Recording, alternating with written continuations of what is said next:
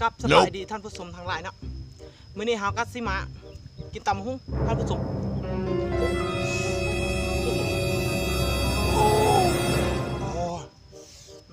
มาไหมท่านผู้ชม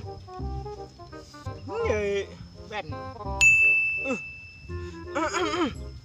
ท่านผู้ชมเบิ่งดิ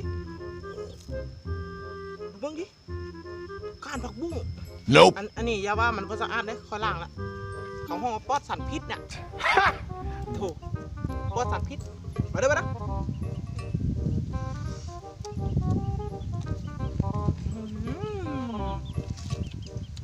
มันเจ๊ทีมา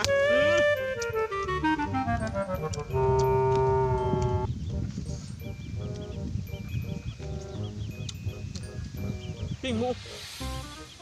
ใส่มันรส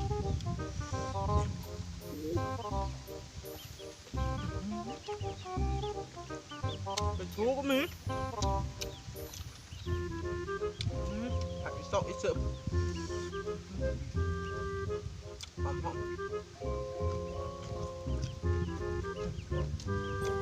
้อน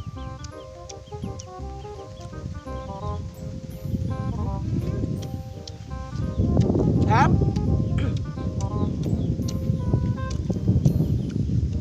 นี่ท่านผู้ชม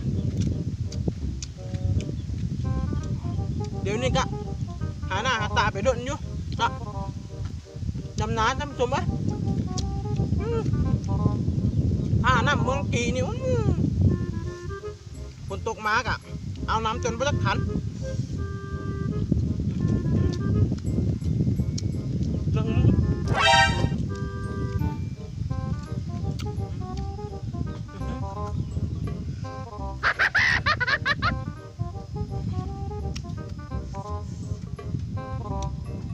เป็นทุกปัญญาอยู่ไหม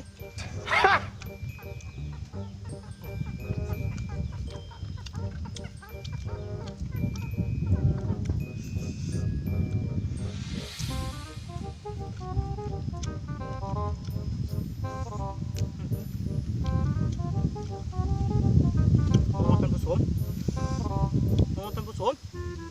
ที่เฮ็ดคำง่ายๆโอ้เลยท่านผู้ชม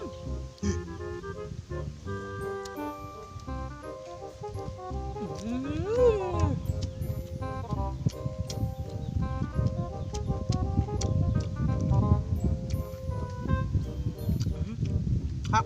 แล้ว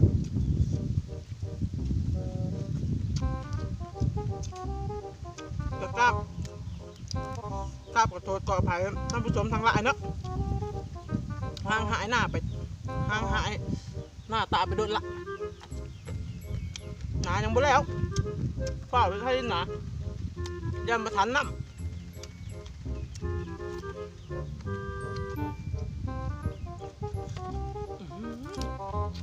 ครับ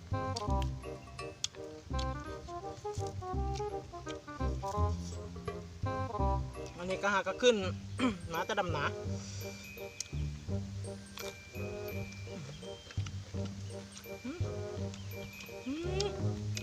ครับขอบบุรพา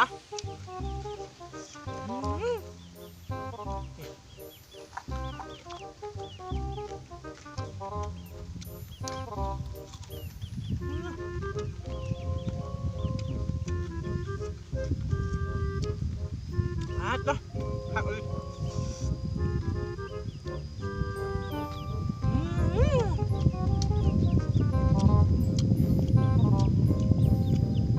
หักเลย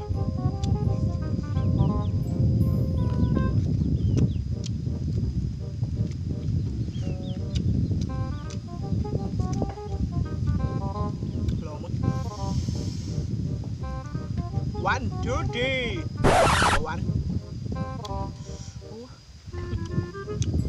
ข้าวหลังก็ได้เว้ย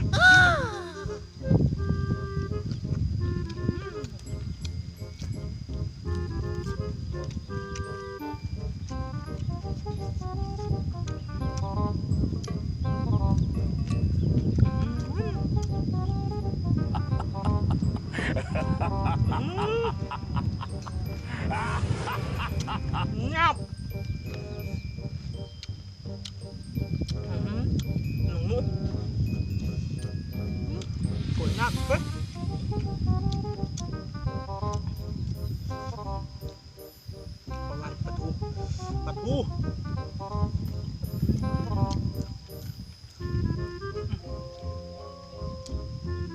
ได้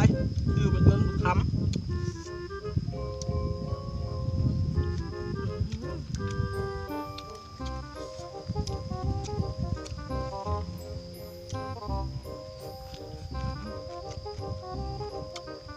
จะกินด้วยท่านผู้ชม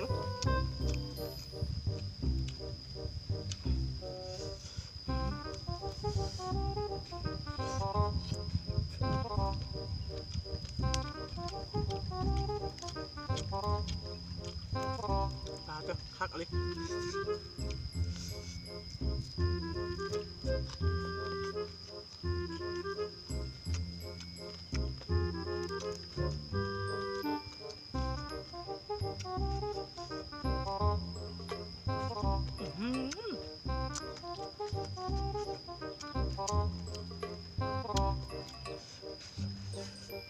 ครับมาต่อ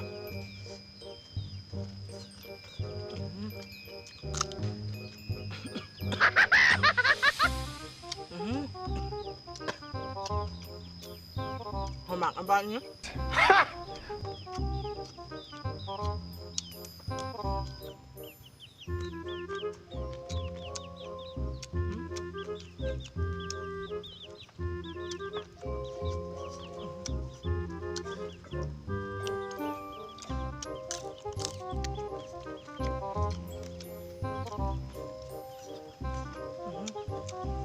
ชิมเลยนะ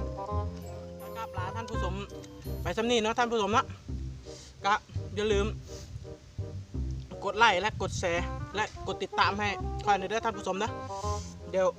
และกดกระดิ่งอย่าลืมจะบอกผ่านคลิปใหม่ๆที่เอาลงโอเค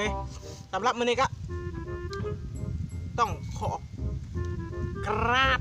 ลาท่านผู้ชมไปก่อนนะโอเคครับสบายดี